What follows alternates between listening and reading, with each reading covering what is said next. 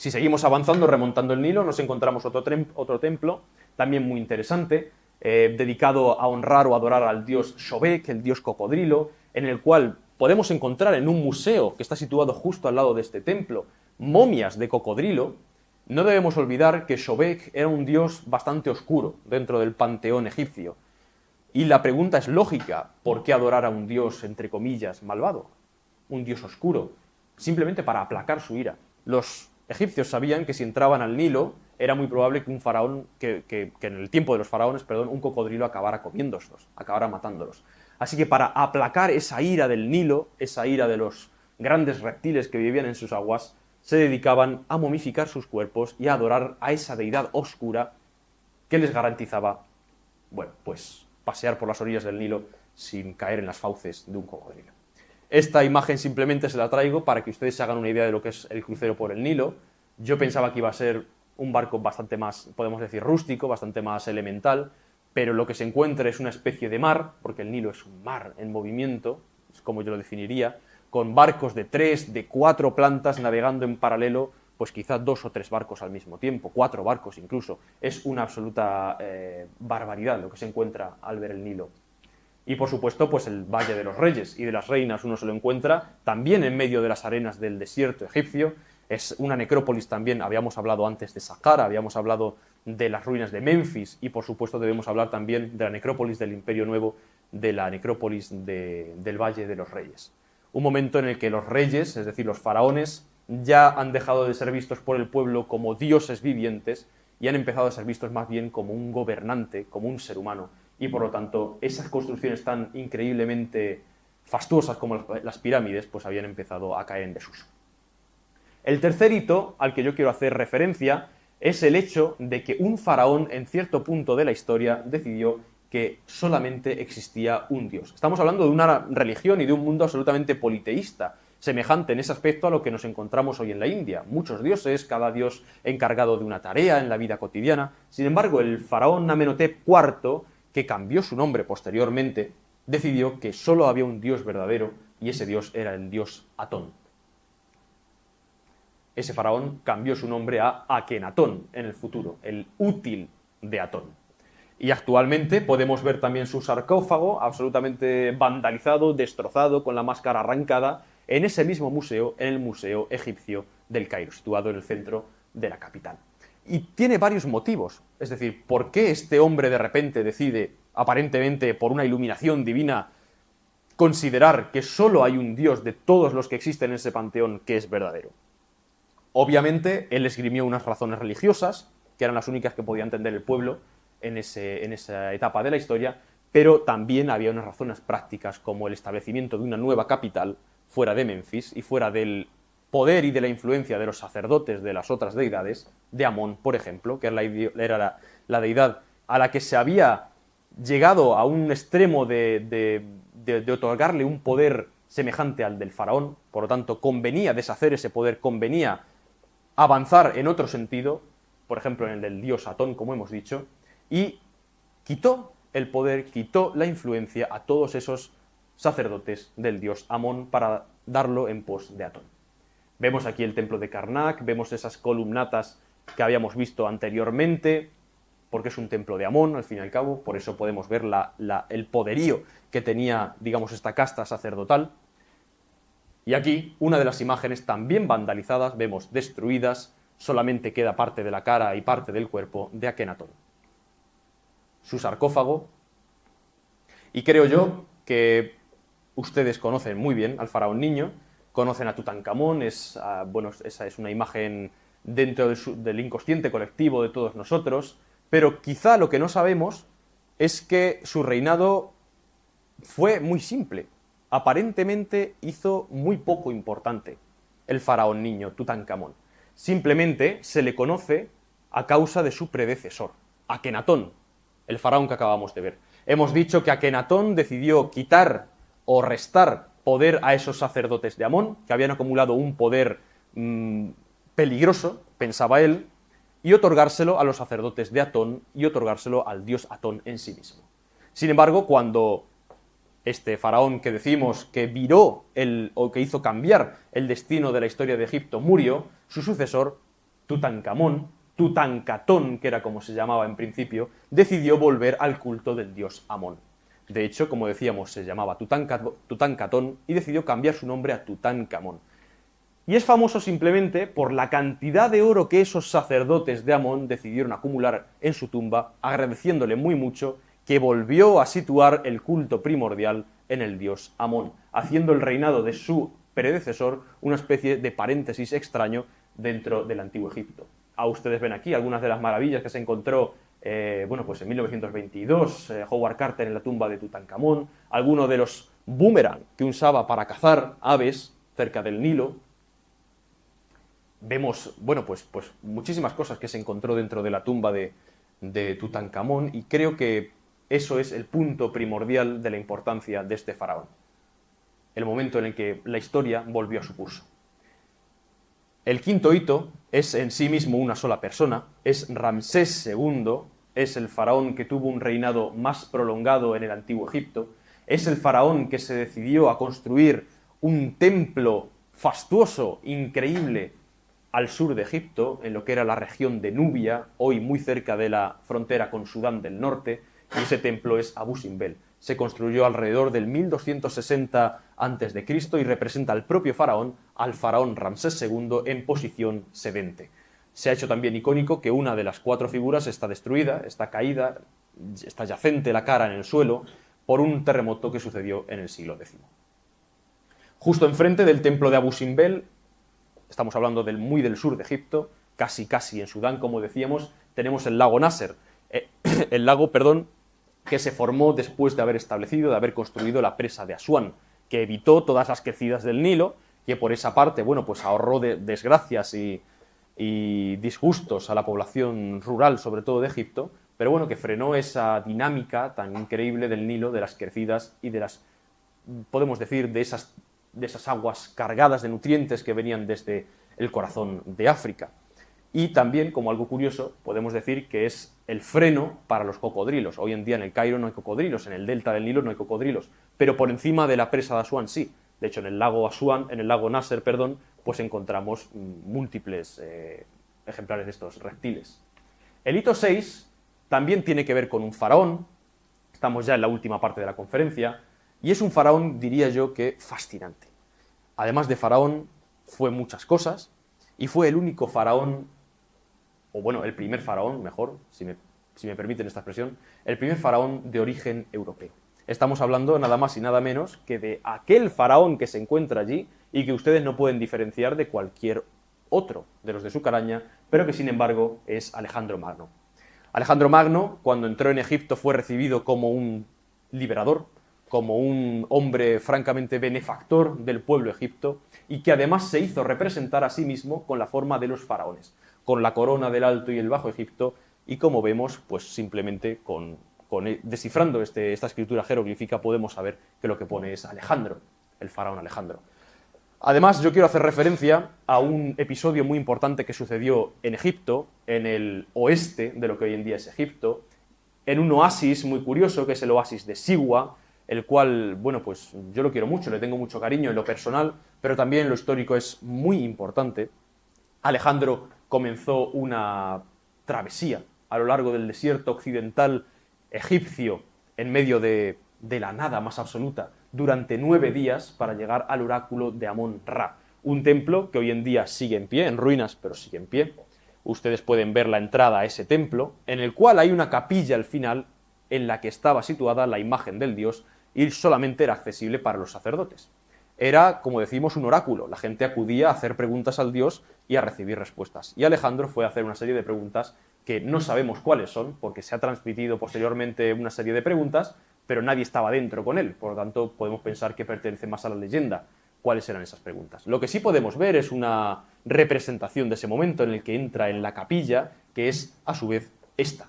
Es la capilla más interna del templo de Amón-Ra en Siwa, que pueden ver ustedes ahí pues a punto de entrar, y que, pues yo puedo decir que lo que se respira dentro del templo de Amón-Ra, lo que se respira dentro de Siwa, dentro de todo el oasis en general, es muy especial. Hay, podemos decir, una vibración de la historia única y que yo creo que es muy interesante de visitar. Creo que en el primer viaje que uno hace a Egipto, lo mejor es no visitar Siwa, porque está muy apartado y le lleva muchos días llegar hasta allí, visitarlo, quedarse allí y volver, pero creo que en un segundo viaje es muy recomendable visitar el oasis de Siwa. Y aquí les traigo una imagen que ha sido discutida, ha sido discutido quién está representado en ella. Tradicionalmente se ha dicho que era Alejandro Magno, es decir, un hombre europeo pero vestido y con la iconografía claramente egipcia. Sin embargo, posteriormente se dice que quizás sea Augusto. En cualquier caso, es un gobernante occidental que se hace representar como un egipcio para ser aceptado en mayor medida por los propios egipcios. Bueno, vemos a Alejandro, que llega a Egipto, como hemos dicho, pregunta al dios Amon-Ra, y en ese templo que acaban ustedes de ver, es nombrado hijo de Amón. En ese momento Alejandro sufre la apoteosis, podemos decir casi, es decir, se convierte en un dios viviente, en hijo de un dios viviente. A partir de ese momento, su concepción de sí mismo y la concepción que tenían sus súbditos de él cambia profundamente. Alejandro muere, como decíamos ayer en la anterior conferencia, prematuramente, a la edad de 32 años, además sin designar un claro sucesor. Se dice que cuando murió legó su reino, cuando le preguntaron a quién lo legas, en medio de aquellas fiebres que le impedían moverse y casi hablar, dijo que al más fuerte, e inmediatamente murió después. Por lo tanto, se sucedieron una serie de guerras cruentas durante muchísimos años de sus generales y de los hijos de sus generales. Y sin embargo, en Egipto, un reino de los que surgió después de su muerte echó raíces. El reino tolemaico, con faraones de origen griego, hijos de Ptolomeo, uno de los hombres, de los getairoi, de los compañeros de Alejandro, y que llegaron hasta época romana. La última de las representantes, podemos decir, de ese linaje faraónico europeo es Cleopatra VII, la famosa Cleopatra. Y bueno, aunque lo digan algunas series, pues no tenía la piel negra, era una mujer europea que se representaba con la vestimenta y con la iconografía egipcia, al igual que hemos visto antes con Augusto o con Alejandro, para que se aceptara por el pueblo, pero realmente, racialmente, era una mujer griega europea. Y por último, para acabar, me gustaría darles unas pinceladas de lo que es la capital de Egipto hoy, El Cairo. Un lugar en el que puede contemplar aquellos maravillosos atardeceres detrás de los bloques caóticos del Cairo, como todo en El Cairo es caótico, en las aguas del Nilo teñidas de ese color dorado tan característico, una ciudad en la que hay más de 20 millones de personas, en la ciudad solamente, en la capital, y que es una ciudad que abraza el Nilo, porque yo diría que en general Egipto es un país que abraza el Nilo, que todo lo interesante, cultural e históricamente se encuentra muy cercano al Nilo, quizás Siwa sea una excepción, que está muy lejos, está en medio del desierto, y que lo que uno ve cuando sube, por ejemplo, a la ciudadela del Cairo, a la mezquita de Muhammad Ali, a la parte más alta de esta ciudad, es esto que ustedes ven. Algo absolutamente caótico, desde luego el plano urbanístico de las ciudades árabes es diferente al nuestro, podemos decir. Uno se puede encontrar un edificio de 15 plantas, al lado una pequeña casita, luego un descampado, luego un campo lleno de basura, luego un edificio, un hotel de 5 estrellas, es decir, no hay armonía ninguna, pero bueno, ese es el encanto, creo yo, precisamente del Cairo, una ciudad profundamente nostálgica. Como decíamos, es una ciudad que abraza al Nilo, y creo yo que una de las mejores cosas que uno puede hacer cuando va al Cairo es sentarse, por ejemplo, en Mamsha Ahel Masr, que es un mirador que está a orillas del río Nilo, simplemente a contemplar el paso de esas falucas, esos barcos que imitan a las falucas antiguas, y ver el atardecer egipcio. También tiene muchos lugares francamente interesantes de visitar, como el Museo de la Civilización Egipcia, que se levantó hace muy poco, se acabó en 2017, se reabrió porque bueno, se abrió solamente unas pequeñas salas, se abrió totalmente en 2020, en 2022 se abrieron las exposiciones temporales. También tenemos el Palacio del Barón, que es un palacio de una familia pudiente egipcia, situado en el Cairo, con la iconografía y con la arquitectura típica india. Podemos ver figuras, por aquí detrás no se puede ver porque está detrás, pero bueno, figuras de elefantes, de dioses hindúes, una cosa francamente curiosa. Y también el Cairo religioso y el Cairo cristiano. Cuando ustedes vayan al Cairo, por favor, acuérdense de ir al monasterio de Simón el Curtidor. Es lo que ustedes ven aquí. Está edificado en el interior de una cueva que que está en los montes del Moqattam, que es una formación rocosa que está en una de las afueras del Cairo, y que para llegar allí debe atravesar Az-Zabalin. Az-Zabalin es el barrio más pobre del Cairo. Literalmente significa la basura, los basureros, Az-Zabalin, los que manejan la basura. Es un barrio habitado íntegramente casi por cristianos que se dedican a reunir plásticos, a reunir cartones, a venderlos y que viven literalmente entre la basura, viven entre montones y montones de basura en condiciones francamente insalubres y, desde luego, yo sentí mucha tristeza cruzando aquel barrio. Pero bueno, debe cruzarlo uno para alcanzar esta maravilla, que como le digo está subterránea, está en el interior de una cueva natural, que además está situada la iglesia anexa a esta cueva natural en lo alto de los montes, por lo tanto el paseo es bastante agradable.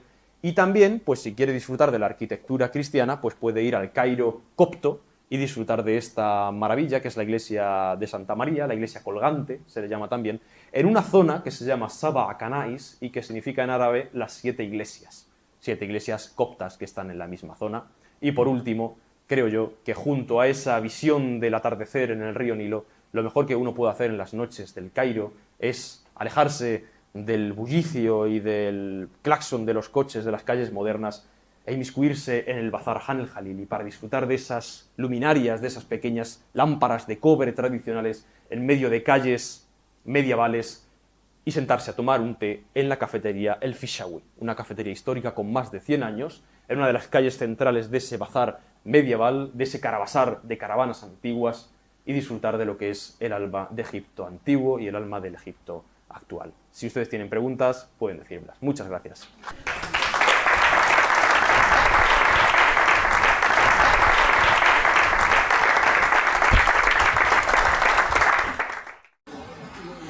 Yo quería preguntar, del interés que hemos tenido desde Europa para ir salvando los restos de Egipto, y en particular por Abu Simbel, cómo se salvó.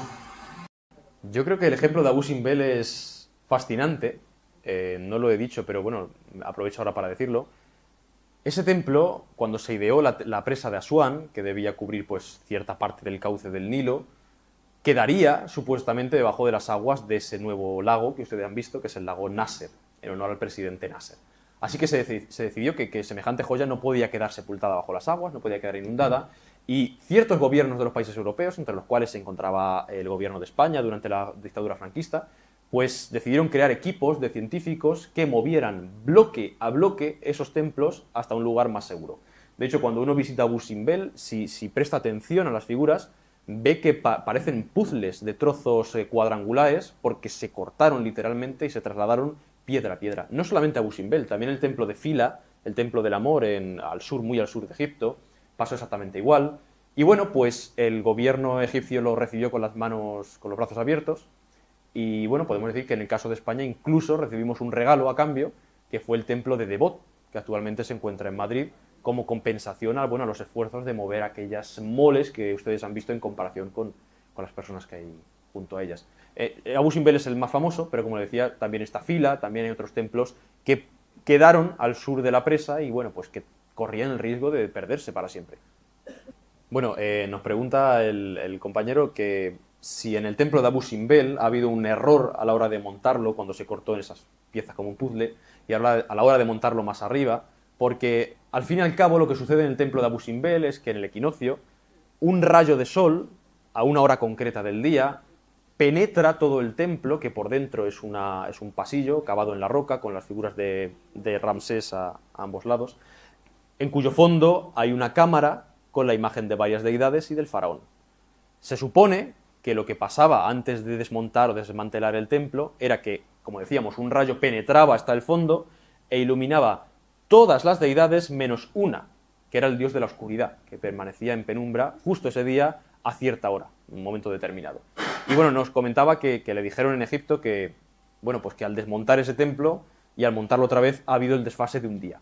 A mí me lo comentaron también. Yo no estuve en ese momento, pero me dijeron que había habido ese pequeño desfase, que era, el mal necesario que aceptaban por salvar el templo. No sé exactamente si será así o no, pero me lo comentaron también, es verdad. Sí, sí.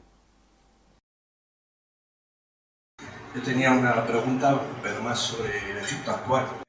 Durante la historia moderna parece que hay una especie de tensión entre los hermanos musulmanes, esa tendencia hacia la teocracia, que comentaba alguien en una pregunta una vez en la charla anterior, y los gobiernos más o menos liberales, laicos o las dictaduras de los distintos generales. Desde la primavera árabe parece que los hermanos musulmanes, que fueron los que alcanzaron el poder, fueron relegados y yo ya no he vuelto a oír hablar de ellos. Entonces no sé en qué situación de latencia o de fuerza sostenida o...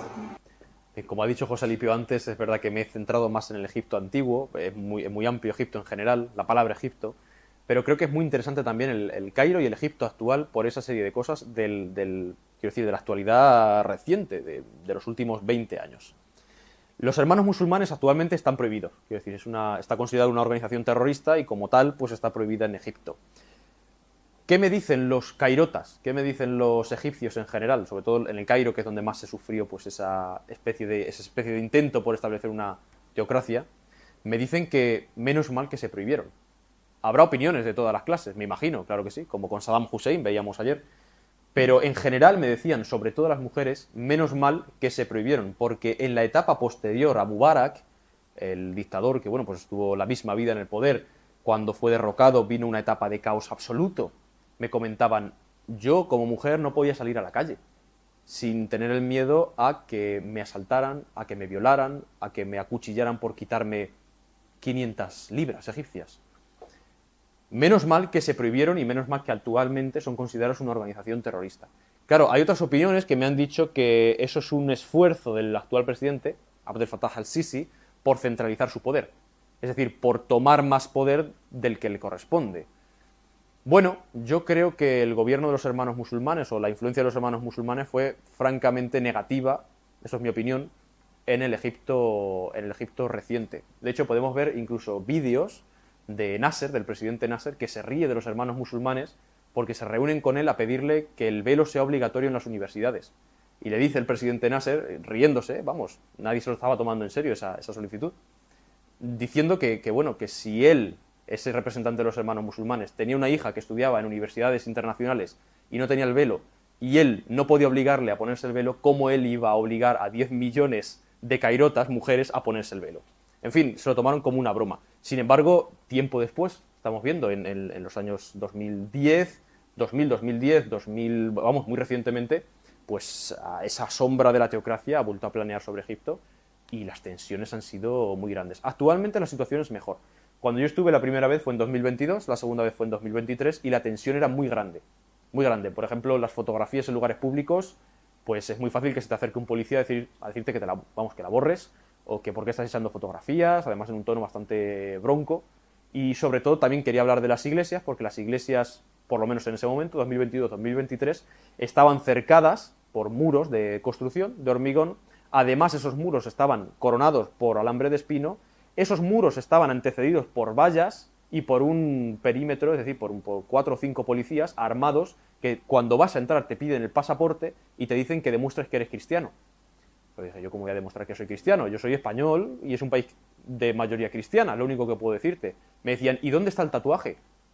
Al principio no lo entendía, pero los cristianos coptos, egipcios, tienen normalmente un tatuaje de una cruz aquí o de una cruz aquí, que los marca como cristianos. Es un orgullo, o sea, no es como el brazalete judío de los nazis, sino que es un orgullo. Y bueno, pues tienen que enseñar esa marca de cristiano o tengo yo que enseñar el pasaporte para poder entrar a la iglesia, porque los ataques suicidas y los ataques contra cristianos han sido muchos durante esa etapa de los hermanos musulmanes y de los que sucedieron a Mubarak. Actualmente hay tensión, pero la situación es más segura, es más calmada. Egipto siempre ha sido un país con mucho poder a lo largo de la historia. Ahora en el 2025 Egipto es un país que cuenta entre las otras naciones árabes o su poder ha disminuido. Actualmente el peso de Egipto en el mundo árabe es grande. Es grande. Además está gobernado, como hemos dicho, por el Sisi, Abdel Fattah el-Sisi, que es un hombre fuerte. Algunos lo tildan o lo llaman el Saddam Hussein, el nuevo Saddam Hussein o el Saddam Hussein de Egipto.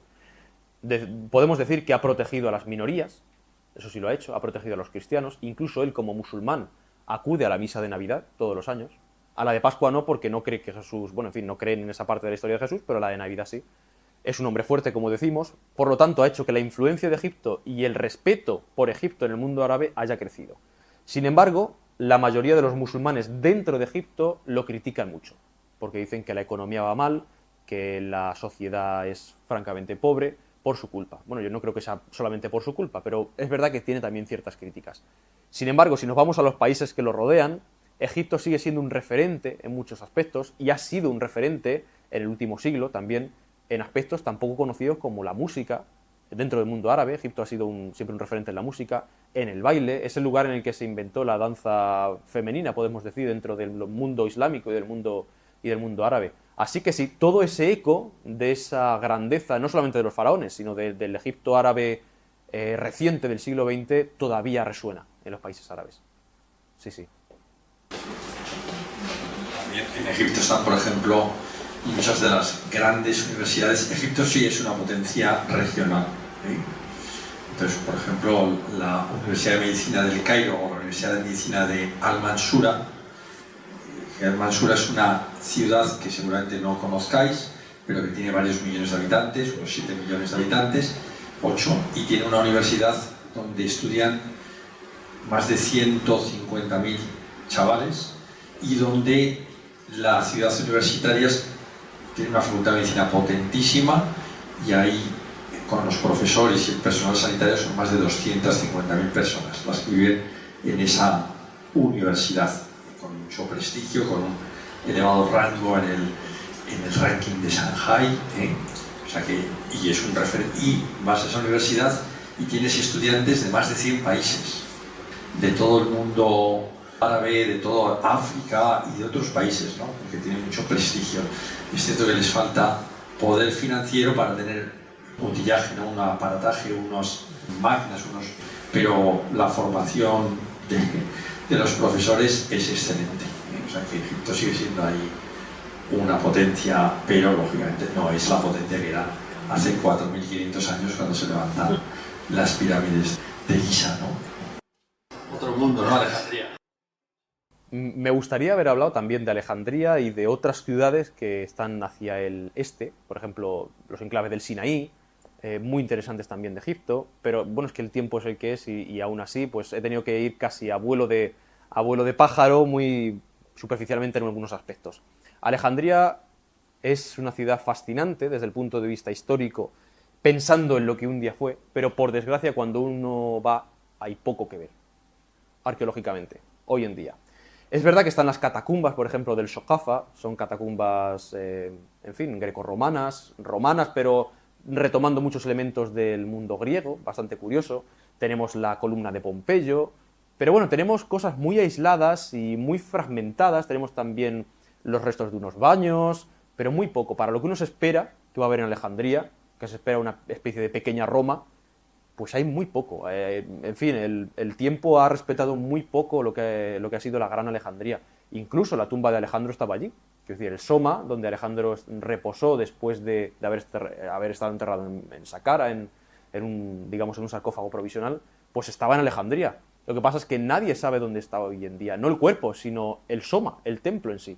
Es decir, a lo largo del tiempo, las destrucciones de la ciudad, el cambio urbanístico, el cambio de religiones, incluso la prohibición de la adoración a una serie de dioses y tal, pues ha hecho que actualmente no se sepa dónde está un monumento central de la ciudad y absolutamente distintivo. Es decir, como si dentro de 2000 años, imagínense ustedes que la ubicación del Museo del Prado es un misterio. O sea, nadie sabe dónde está el Museo del Prado dentro de 2000 años ni dónde estuvo. Pues eso es lo que sucede con el Soma, por ejemplo. Alejandría, hoy en día, si nos vamos a la actualidad, es una ciudad bastante abierta, de mentalidad bastante abierta, hay muchos cristianos, es mucho más occidental que el Cairo, por ejemplo. No conviene olvidar que el Cairo es una ciudad bastante tradicional.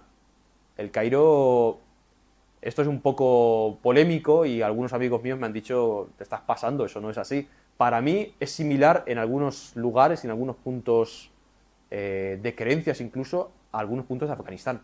Yo cuando entré en Afganistán dije, bueno, las mujeres van con burka en lugar de con niqab, pero tampoco se diferencia tanto de las zonas rurales de Egipto, honestamente.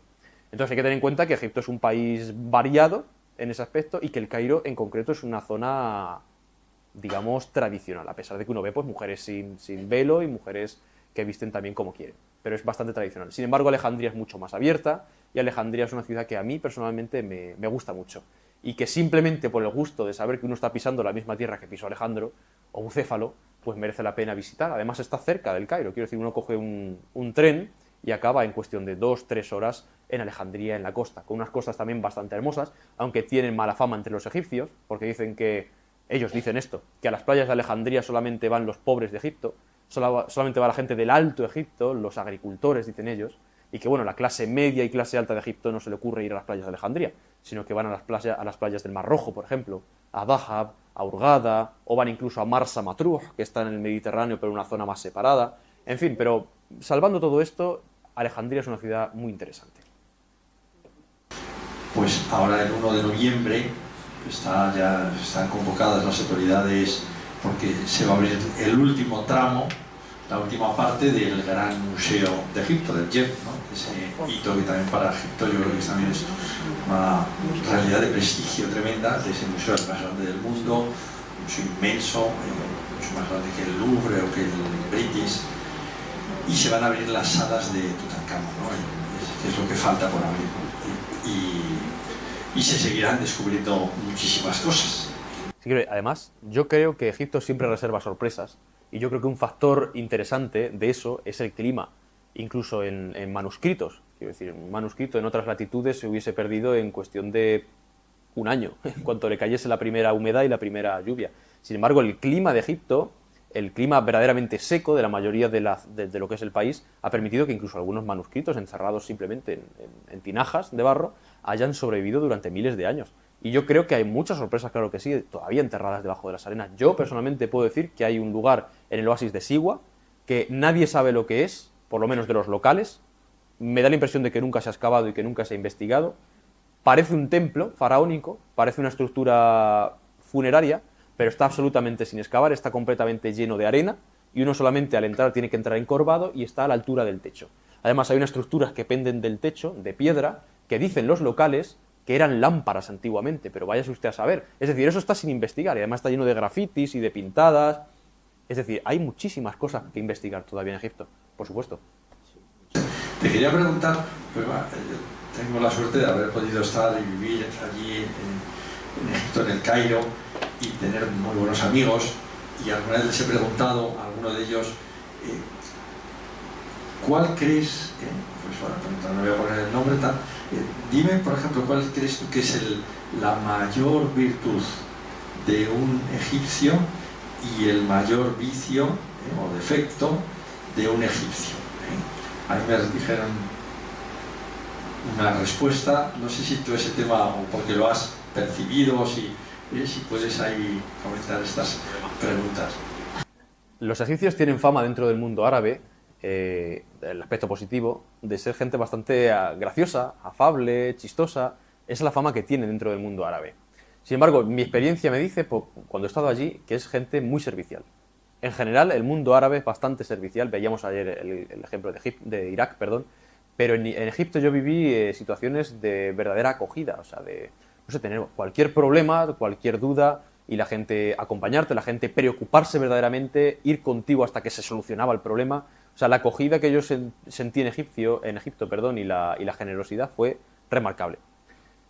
Sin embargo, si nos vamos al aspecto negativo de Egipto, no voy a hablar de los egipcios porque, bueno, habrá egipcios de todas las clases, pero de Egipto uno de los problemas serios es la suciedad.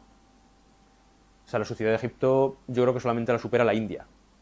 Es algo, además, asimilado. Quiero decir, si yo me como una chocolatina, el lugar del papel de esa chocolatina, el lugar natural es el suelo.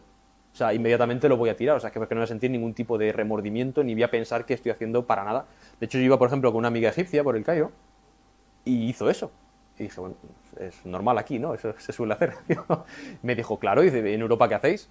Digo, hombre, no sé, lo ponemos en una papelera y tal, pero claro, es que aquí no hay papeleras. ¿Qué tengo que ir con esto hasta mi casa?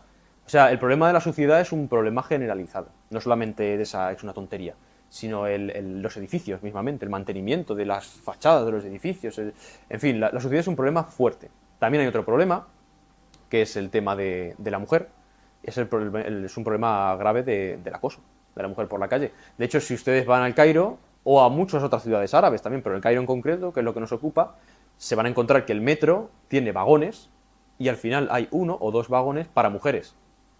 Solo para mujeres.